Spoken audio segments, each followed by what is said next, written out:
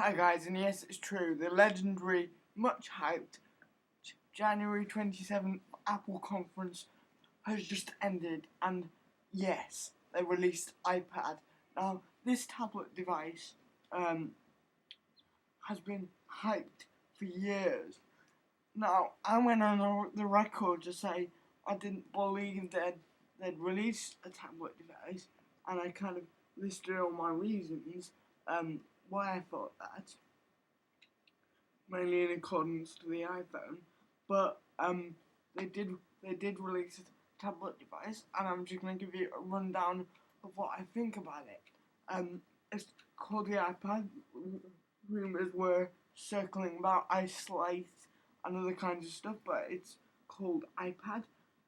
It's got a 1 gigahertz processor. It's got I believe a 9.4 inch display, 9.7 inch. That's diagonal, I do believe, and a high resolution screen. I'm not quite sure what resolution on this is yet. It is basically a modified version of the iPhone operating system, which I kind of documented before. This looks more like OS X. It's not a desktop operating system, but it looks more like OS X. As people predicted, you can run iPhone apps, and they will be upscaled to run on the tablet, and that will be done automatically. However, there is some tablet-specific apps, and this is where, in my opinion, stuff becomes interesting. What they're doing is Apple have released a bookstore where you can buy ebooks right onto your device, and it all links with iTunes, syncs with iTunes. I really think this is going to give the Amazon Kindle a run for its money, because I hadn't talked about price point yet. People were forecasting between $700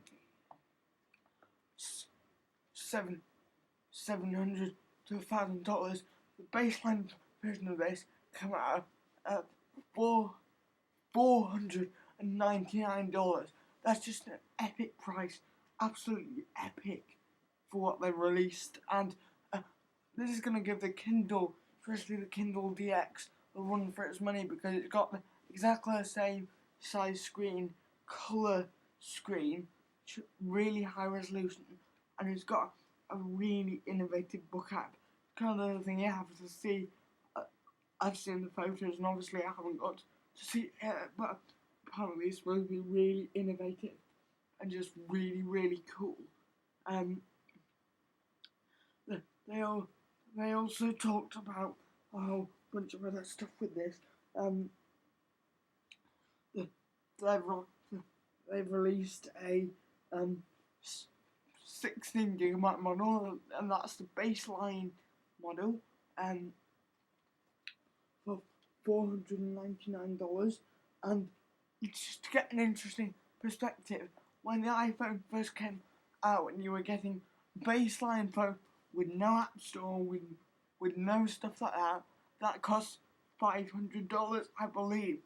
So it just gives you a nice sense of perspective of how things have evolved and really where we are now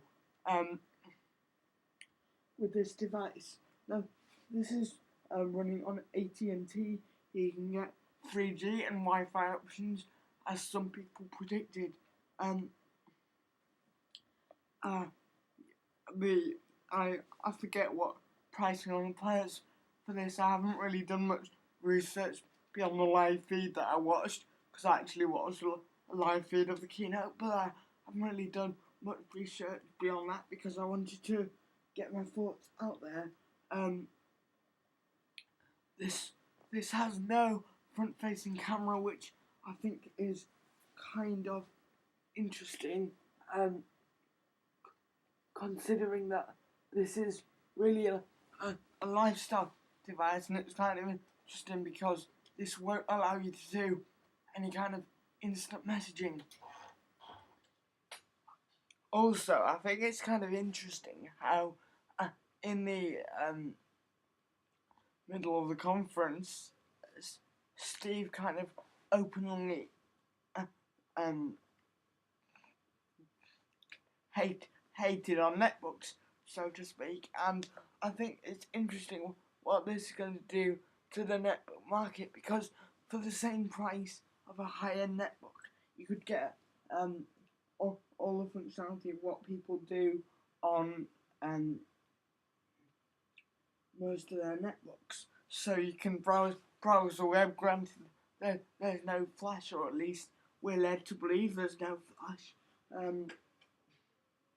You can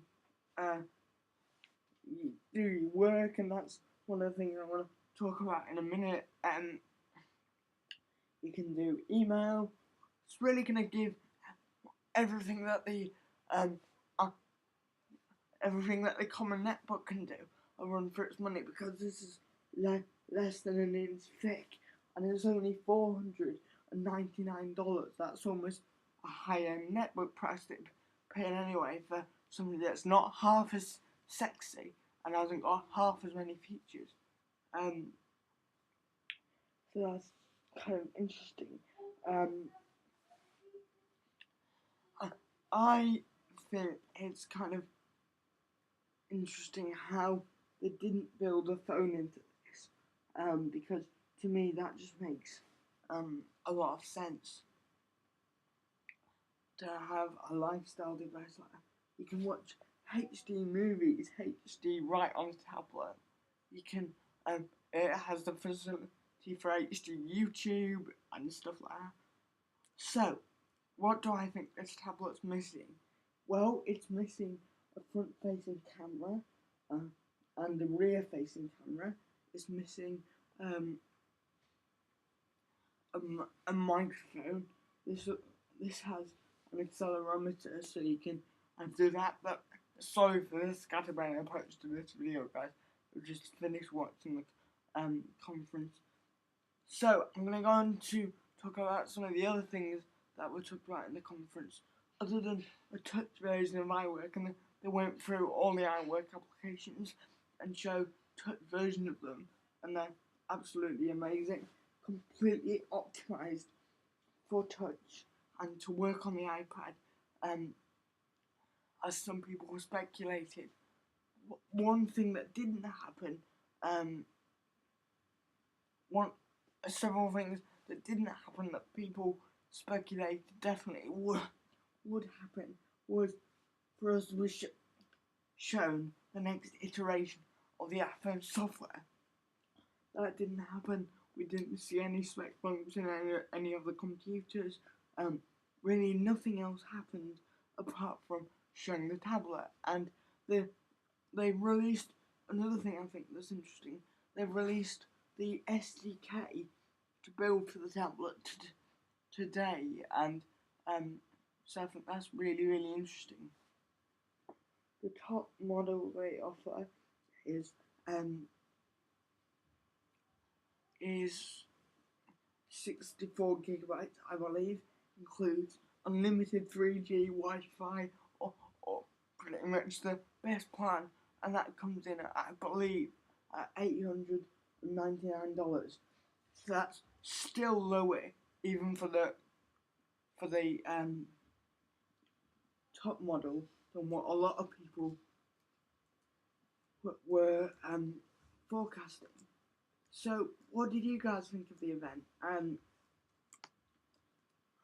Would you like to have seen something else? It's 20 hours. Are you shocked at what they released? I'm interested to hear what you guys think. If you like this video, please subscribe. You can find more tech content like this at www.technobuffalo.com/future tech. Please subscribe if you like this video. Thanks for watching.